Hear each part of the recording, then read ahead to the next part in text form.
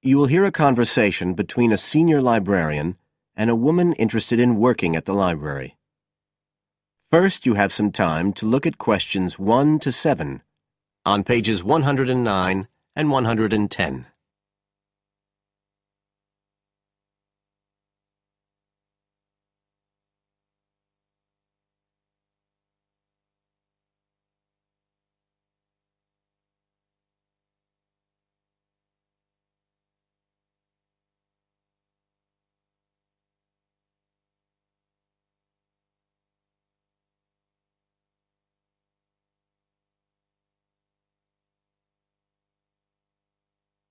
You will see that there is an example which has been done for you. On this occasion only, the conversation relating to this will be played first. I'm interested in doing some work for the library. Are you the person to speak to? Yes. Right. Well, what sort of work are you interested in? Well, I've just come to live here in Australia. I don't want a full-time job until my children have settled down, but I really need to get out of the house a bit. And I heard you need voluntary workers for various projects? Right. The woman is interested in voluntary work, so C has been circled in the example. Now we shall begin. You should answer the questions as you listen, because you will not hear the recording a second time. Listen carefully and answer questions 1 to 7. I'm interested in doing some work for the library. Are you the person to speak to? Yes. Right. Well, what sort of work are you interested in? Well, I've just come to live here in Australia. I don't want a full-time job until my children have settled down, but I really need to get out of the house a bit. And I heard you need voluntary workers for various projects? Right. But I don't know if I have the right skills. Well, we do provide training. Oh! We always include an orientation to the library, together with emergency procedures. That's fire regulations, emergency exits, first aid so you can cope with accidents or sudden illness. Things like that which are necessary for anyone who's working with the public. Then we give specialist training for particular projects, like using our database system. I do have quite good computer skills, in fact. Oh, great. Is there any sort of dress requirement? Well, all staff have to wear a name badge, so they can be identified if they go outside the staff-only areas. But apart from that, there aren't many regulations. We ask you to sign in and sign out for insurance purposes, but that's all. How about transport? Do you live locally? Well, not too far away. I'm at Porpoise Beach. My husband needs a car during the day, but it's only about 20 minutes on the bus. In fact, we can reimburse part of your travel expenses in that case. Oh! Would that be the same if I came by car? No, because parking is such a problem here. One thing we are looking for, though, is someone who can drive a minibus. No problem. So, do the projects involve going outside the library? Some, yes, but not all. We've just finished one which involved working with photographs taken of the area 50 or 100 years ago. It basically involved what we call encapsulation. Putting them in some sort of covers to keep them safe? Exactly. It's time-consuming work, and we were very grateful to have help with it. Then, sometime next year, we're hoping to begin working on an initiative involving the sorting and labelling of objects relating to local history. We'll be needing help with the cataloguing. Well, I'd definitely be interested. How about at present? Well, we have a small team who work to support those who are unable to read. Working with the blind? Yes, or other groups who have reading difficulties. We provide volunteers with equipment so that they can take books home with them and read them aloud onto CDs. We're gradually building up a collection that can be lent to those who need them. I can see it would be useful, but I'd really like to do some sort of work where I can get the chance to meet people. How about reading stories to children? That's done by our regular staff. But we do have another project. It's a very long-established scheme which involves helping those who are unable to have direct access to the library. Oh, I noticed someone with a trolley of books when I was at the hospital last week. That sort of thing. That would have been one of ours, yes. It's one of our most popular services. Lots of people who wouldn't dream of going to the library normally, or when they're at home, borrow a book when the trolley comes round the ward. I can imagine. Yes, I'd definitely be interested in that. Right, so how do I enrol? Well, we do ask all volunteers to commit themselves to a regular period each week. I could probably do 5 or 6 hours. Oh, be careful not to take on too much. But we do need someone for a couple of afternoons, from 2 to 4, so 4 hours altogether. That sounds fine. Before you hear the rest of the conversation, you have some time to look at questions 8 to 10 on page 110.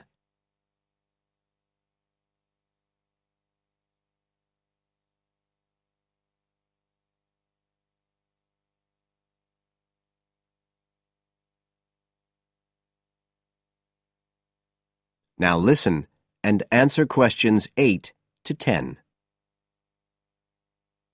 Right, so here's the application form.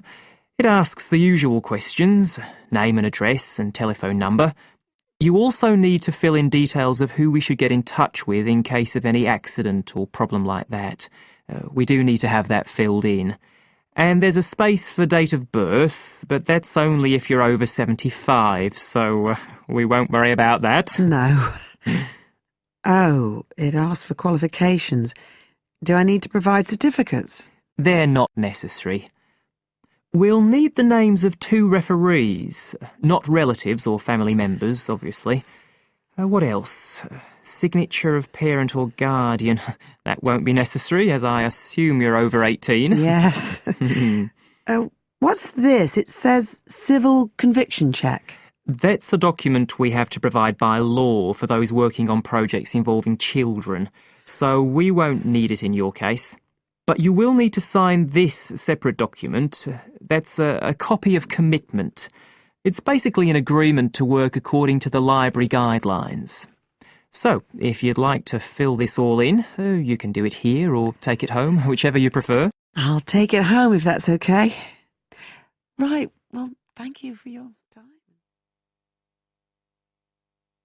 That is the end of section 1. You now have half a minute to check your answers.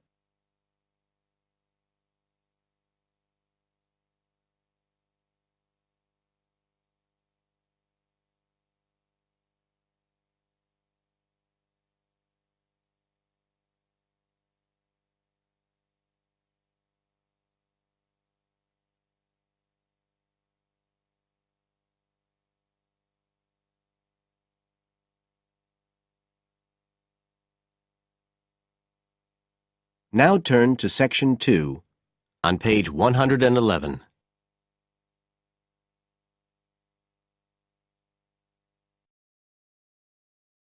Section 2. You will hear part of a local radio program about fighting air pollution in Canadian towns.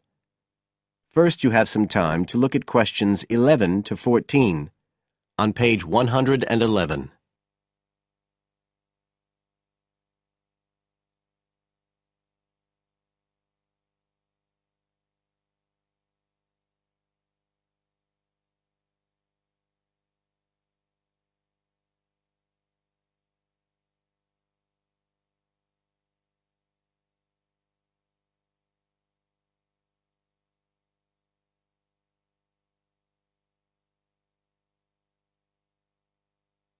Now listen carefully and answer questions 11 to 14.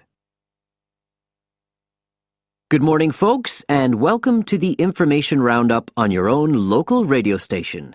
This is Larry Knowles talking to you this morning on Tuesday, the 25th of May. And the first item coming up is a reminder to you all out there about Canadian Clean Air Day, which is on June 6th. In case you weren't around for the last one, this is a chance for Canadians everywhere to focus on the problems of air pollution and to actually try to do something to help reduce the problem. How many Canadians do you think die annually because of air pollution? 2,000? 3,000? Well, the rate is a staggering 5,000, and it's likely to grow unless we do something. And it's this concern with your health that's the driving force behind the government campaign that is sponsoring Clean Air Day. So what causes air pollution in the first place? Well, the transportation sector accounts for 27% of all greenhouse gases produced in Canada. It's also the biggest source of that thick, polluted air from traffic fumes that we call smog. And it's the tiny particles and ground-level ozone in smog that are the main causes of health problems and even deaths across the country. Of course, it's worse in the big cities, but researchers have only recently realized that all you need are low levels of air pollution to seriously damage your health, so we're all at risk. You now have some time to look at questions 15 to 20 on page 111.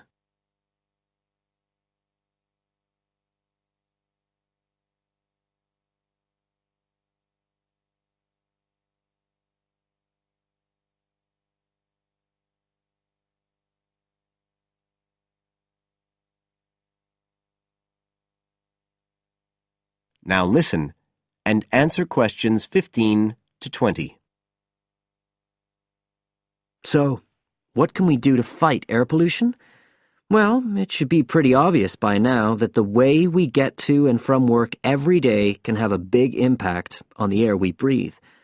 So the easiest action you can take on Clean Air Day is to accept what we call the commuter challenge and get to work on foot or by cycling for a change. If you have to use your car, try carpooling and share the drive, or better still, use public transit. If everyone tries this for just one day, you'll be amazed by the difference it can make to the air in our towns and cities.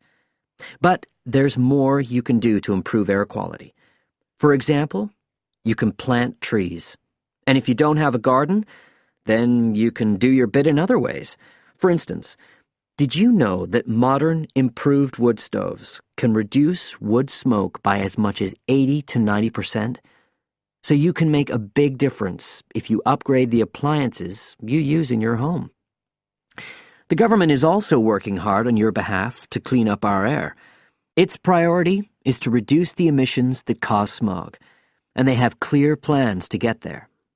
Last year, Canada and the United States agreed to reduce emissions on both sides of the border between the two countries, and they plan to reach their targets in the next few years.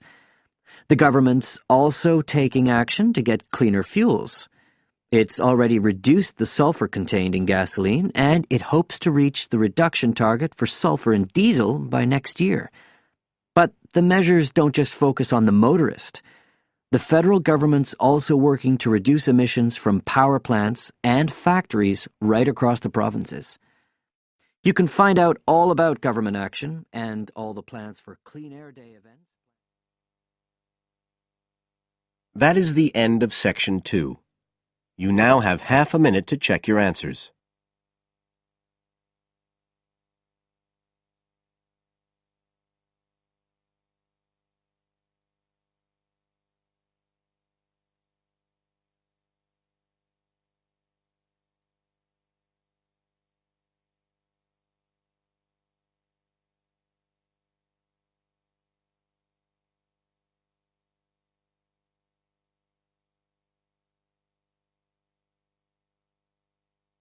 Now turn to section 3 on page 112.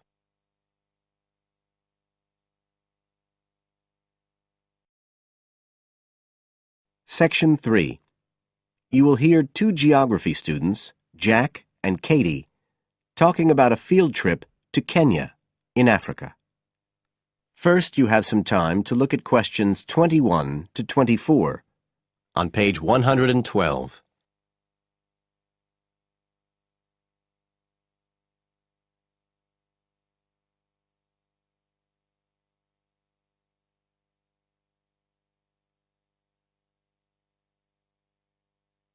Now listen carefully and answer questions 21 to 24. Katie, hi. Thanks for inviting me round. Oh, thanks for coming. I know you're up to your neck in finals revision, but I've got to make up my mind about next year's geography field trip, and I'd really like your advice. We've got to choose between an African trip and one in Europe. They've told us a bit about both trips in the lecture, but I really can't make up my mind, and I know you did the African one last year. That's right. So, where exactly did you go? I mean, I know it was in Kenya, in East Africa. Yes. Well, we were right up in the northwest of the country. It was beautiful. We stayed in a place called the Marich Pass Field Studies Centre. Right. Dr. Rowe said the accommodation was traditional African-style cottages. He had a special name for them. Bandas. Yes, they're fine. You have to share, 2 or 3 people together. They're pretty basic, but you have a mosquito net. They don't provide spray, though, so remember to take plenty with you. You'll need it. And there's no electricity in the field centre. You'll have hurricane lamps instead. They give a good light. It's no problem. What about places to study? Dr. Rowe said there was a library? Yes, but it's quite small. There's a lecture room as well, but most of us worked out in the open air. There are plenty of places outside, and it's so beautiful. You're right in the middle of the forest clearing. I gather it's a relatively unmodernized area. Definitely. They actually set up the centre there because it's on the boundaries of 2 distinct ecological zones. The mountains, where the people are mainly agriculturalists, and the semi-arid plains lower down, where they're semi-nomadic pastoralists. Before you hear the rest of the conversation, you have some time to look at questions 25 to 30 on page 112.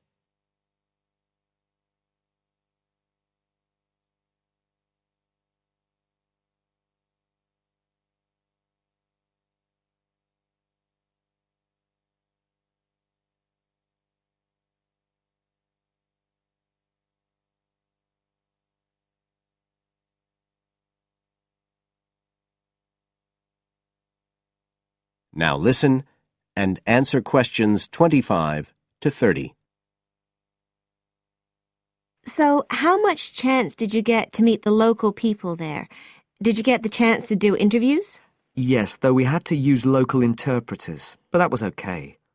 Then we did field observation, of course, looking at environmental and cultural conditions, and morphological mapping.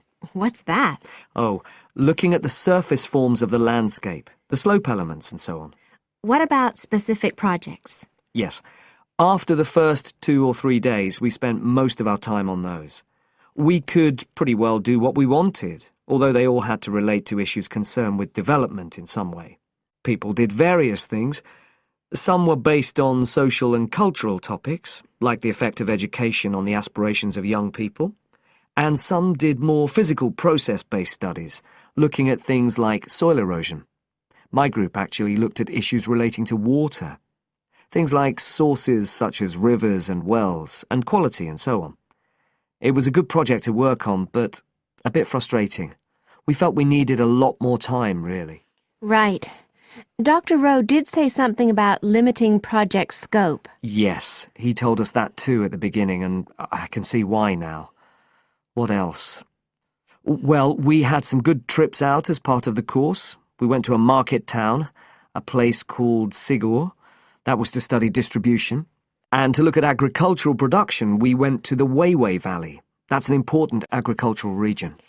And what about animals? Did you have a chance to go to a national park? Sure. We did a trip on the last day, on the way back to the airport at Nairobi. But actually there was lots of wildlife at the field centre. Vervet monkeys and baboons and lizards. It does sound good. It was excellent, I'd say. In terms of logistics, it was very well run. But it was more than that. I mean, it's not the sort of place I'd ever have got to on my own. And it was a real eye-opener. It got me really interested in development issues and the way other people live. I did find it frustrating at the time that we couldn't get as far as we wanted on the project. But actually, I'm going to follow it up in my dissertation. So it's given me some ideas and data for that as well. So you'd say it was worth the extra money? Definitely. That is the end of Section 3. You now have half a minute to check your answers.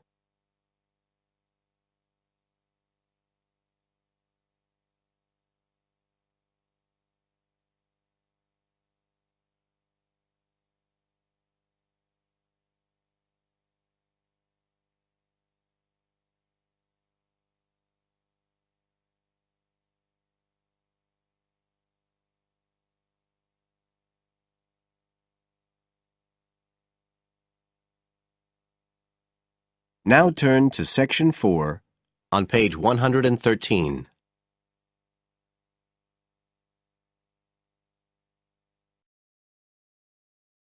Section 4. You will hear a presentation by a student about a website she has designed for a supermarket. First, you have some time to look at questions 31 to 40 on pages 113 and 114.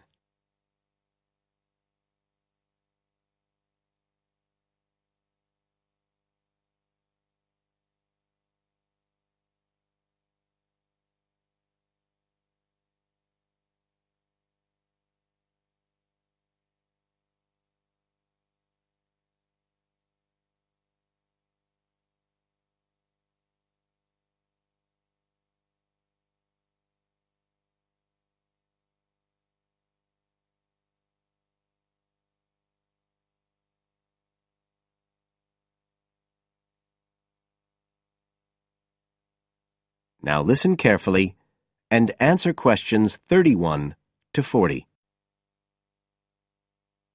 For my website design project, I decided to approach SuperSave supermarkets because I have an evening job at the supermarket, so I already have a slight insight into their organisational goals and workings. The field research for my project was in 2 stages. First, I had an interview with Mr. Dunn, who is in charge of SuperSave's customer care department. I discussed the project with him in order to identify the supermarket's requirements. Mr. Dunn said customers are often unwilling to make a face-to-face complaint when they've experienced difficulties with a product or a member of staff or anything related to the supermarket. So he said a website which allowed members of the public to get in touch with the organisation and bring the problem to their attention in a private manner might be very useful, and we agreed that I'd work on this. For the second stage of my research, I devised a questionnaire to put to SuperSave customers. I needed to find out about the customers' experiences of problems together with their attitudes towards making complaints, both directly and indirectly.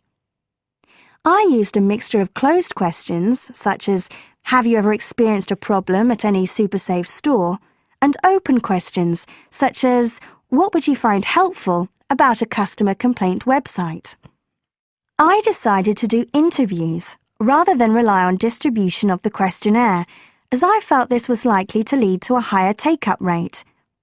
I visited 4 SuperSave stores, 2 in the city centre and 2 in the outskirts, and altogether I interviewed 101 respondents. Then finally, I analysed the results.